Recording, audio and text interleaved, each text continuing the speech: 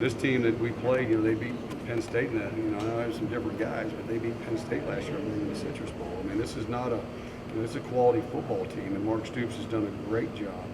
And but you saw two teams competing out there today, and it was a hard-fought, physical football game. And unfortunately, we came up on the short end of the stick. You got to go with both your backup defensive backs. They didn't be, like you said, they didn't throw a lot, but how tough was it for them, and what did you kind of see from them? Well, we'll look at the film, but I mean, they did a solid job. I mean, I think they could have done a little better in the run game a little bit, and be a little more forceful in that part of it. Armani had a couple, he played well, but had a couple, critical errors when it's all said and done, with, a PI, which, and then, giving up a play, a couple plays there. But I'm excited about those two kids. Armani's going to be, I think, a really good player. Breon continued to improve, and it'd been nice to have those guys back because they're all league kind of guys, and they make a difference out there. It's all said and done. Just with a guy that's just kind of adequate at that position, throwing the ball. He's dynamic with the ball in his hand, but throwing the ball, that should have been to our advantage. Was all said and done. And then Tisdale, Tisdale in the fourth quarter. Well, I just felt like not so much different than Dax. They both played well and played hard. I felt like with them running the ball, I needed a little bit more speed maybe to chase a guy down.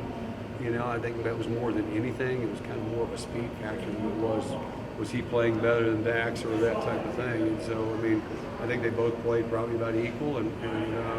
But Allen's deserved it, and as far as he's played well when he's been in there for the most part, and so has Dax.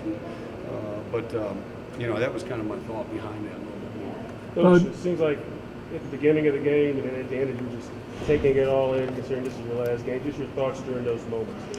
Well, at the beginning of the game, this is the last time I'm going to be kind of in this environment. I'll be on the field hopefully at some point in time, but I'll be in a different mindset, and and that's just trying to, last time out there, it's kind of, I'm hanging up my whistle here, so to speak. After the game, to be honest with you, I was really pretty ticked off. More than I was just kind of staring out in space, a little angry, but.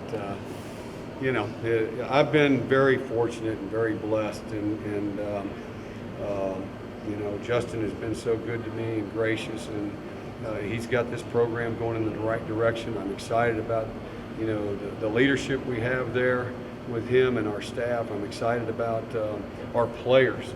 We've got one senior starter, on defense. We've got a good group coming back. We only have 5 seniors on this football team. I think us and Texas A&M have the fewest seniors in the country. So these guys, they've taken the steps that we want them to. Would we like to finish a little bit better? Yeah, but we lost some really tight football games this year, with the exception of one football game, and that makes a statement about the direction we're going. And it kind of reminds me of that 98 group. I'm not saying this group's going to go, I'm not going to put the pressure on them, and they're going to play a national champ, but it reminds me of that group, of how close and competitive and what gut-wrenching losses we lost that year.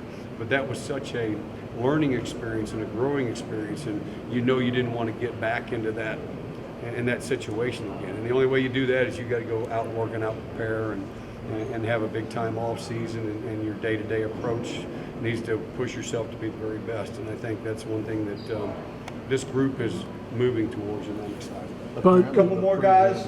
Scuffle there. Sean Crawford took a punch from their quarterback. What did you know about that? I don't know anything about that. I heard something, but I didn't see anything, so I can't comment on any of that. So I don't know anything about that really. Just other right here, huh? How do you think your guys handled it? Was generally a chippy start? Well, it was a chippy start, and I don't, that's what I told our guys. Hey, you guys go play. Don't. It's not about talking. You don't need to officiate. You just go play and get off on the ball, win your gap, be violent, and with our hands, play with great effort.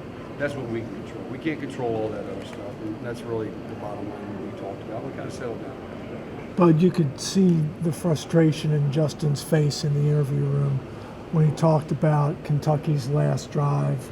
I think it was 18 plays, more than 8 minutes. He didn't know whether to take timeouts, how to manage it, because there was no real chunk plays. No, it was just we had some opportunities to make some stops. We had some opportunities to I saw a couple plays that we make contact and the guy falls forward for 2 or 3 yards. I mean, you get down the stretch like that, every blade of grass is critical. You know, every yard is critical, and that's where we've got to just have that, that kind of killer instinct to go finish some things off a little bit.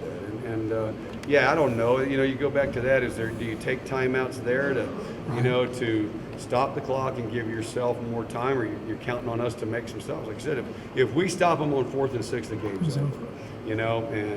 So that was kind of on us. Was also.